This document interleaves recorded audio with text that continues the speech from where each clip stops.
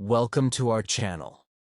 If you're passionate about learning English and discovering the great writers who shaped this beautiful language, then you're in the right place.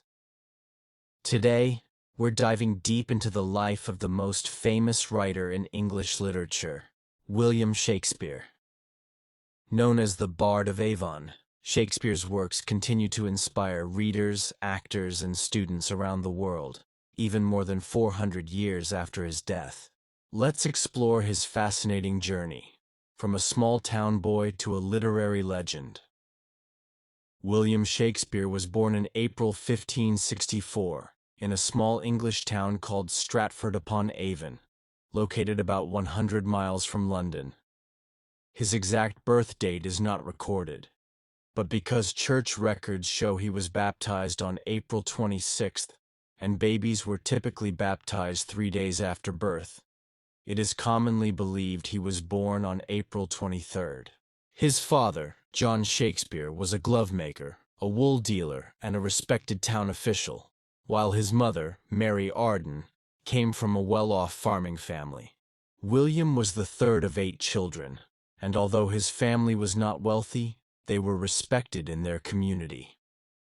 Young William most likely attended King's New School in Stratford, a grammar school known for its high standards. He would have studied Latin grammar and literature, including authors like Ovid, Virgil, and Seneca, as well as rhetoric and logic. These classical influences are clearly visible in his plays and poems later in life. Though there is no record of him going to university, Shakespeare's deep understanding of language, human emotions, and storytelling suggests he was a dedicated and curious learner. At the age of 18, William married Anne Hathaway, a woman from a nearby village who was 26 years old, quite unusual at the time. Their marriage was likely hurried because Anne was already pregnant. They had 3 children, Susanna, born in 1583, and twins Hamnet and Judith, born in 1585. Unfortunately, Hamnet died at the age of 11, which deeply affected Shakespeare and may have influenced the darker tone in some of his later tragedies. While William spent much of his career in London, Anne and the children remained in Stratford. Between 1585 and 1592, there is a gap in Shakespeare's biography, a period often called the lost years, because we don't know exactly where he was or what he was doing. Some believe he might have been working as a teacher, a law clerk, or even traveling with a theater troupe. There are also theories that he may have gone to Italy, since several of his plays are set there. Whatever the truth, by the early 1590s, he had arrived in London and begun his career in the theater world. By 1592, Shakespeare had become known in London as both a playwright and an actor. A famous writer of the time, Robert Greene, referred to him with jealousy as an upstart crow, which actually proves that Shakespeare was already gaining fame. During this time, theaters in London were hugely popular, and Shakespeare quickly became part of this exciting world. His early plays, such as Titus Andronicus and Henry VI, were performed before large audiences, and his reputation began to grow. In 1593 and 1594, the theaters in London were temporarily closed due to a deadly outbreak of the bubonic plague. During this time, Shakespeare turned to writing poetry. He published 2 long narrative poems, Venus and Adonis, and The Rape of Lucrece, both of which became popular among the educated class. Around this time, he also began writing his 154 sonnets, many of which explore themes like love, beauty, time, and mortality. These sonnets are still studied today for their emotional depth and poetic style. By the late 1590s, Shakespeare had become financially successful. He was not just a writer but also a shareholder in the Globe Theatre, which was built in 1599 by his theatre company, the Lord Chamberlain's Men. This theater became the main stage for many of his most famous plays. As a part owner, Shakespeare earned money from every performance, a clever move that made him wealthier than most writers of his time. The success of the Globe allowed him to focus more on his writing and storytelling. Shakespeare's creative genius reached its peak between 1599 and 1608, when he wrote many of his most celebrated works.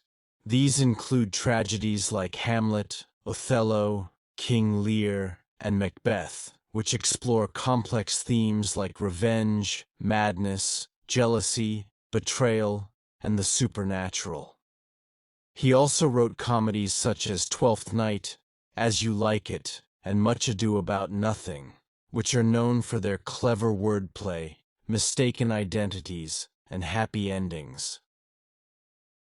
His ability to blend poetic beauty with deep human emotion made his plays unforgettable. Shakespeare is often called the greatest wordsmith in English literature. He invented or popularized over 1,700 words, including bedroom, lonely, gossip, and swagger.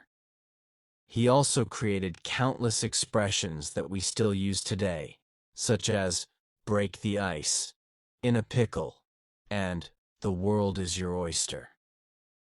His language is rich, creative, and full of imagery, which makes his writing both challenging and rewarding for English learners. His influence on the English language is so strong that many of his phrases have become a natural part of our everyday conversations. In the early 1610s, Shakespeare gradually retired from the theater and returned to his hometown of Stratford-upon-Avon.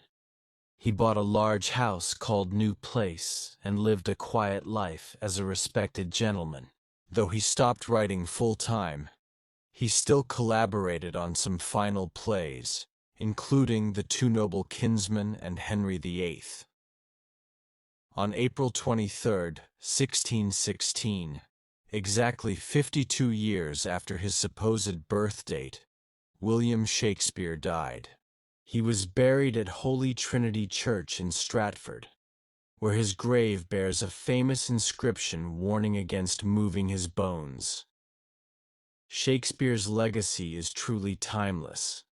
His plays have been translated into every major language and are performed more often than those of any other playwright in history.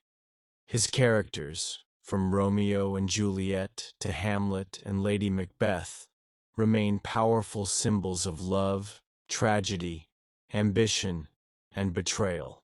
His stories continue to inspire movies, books, songs, and TV shows.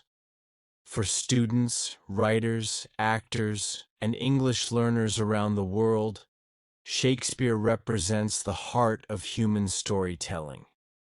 Studying Shakespeare is not just about reading old plays. It's about understanding human emotions, learning new vocabulary, and seeing how stories can shape a culture. His works remind us of the power of language and imagination. If you're learning English, don't be afraid to explore Shakespeare. Start with simplified versions or watch performances with subtitles. The more you dive into his world, the more confident you'll become in understanding and appreciating the English language. Thank you for joining us. We hope this detailed biography of William Shakespeare helped you learn more about the man behind the masterpieces. If you enjoyed this video, please like, share, and subscribe for more English learning content and literary journeys. See you in the next video.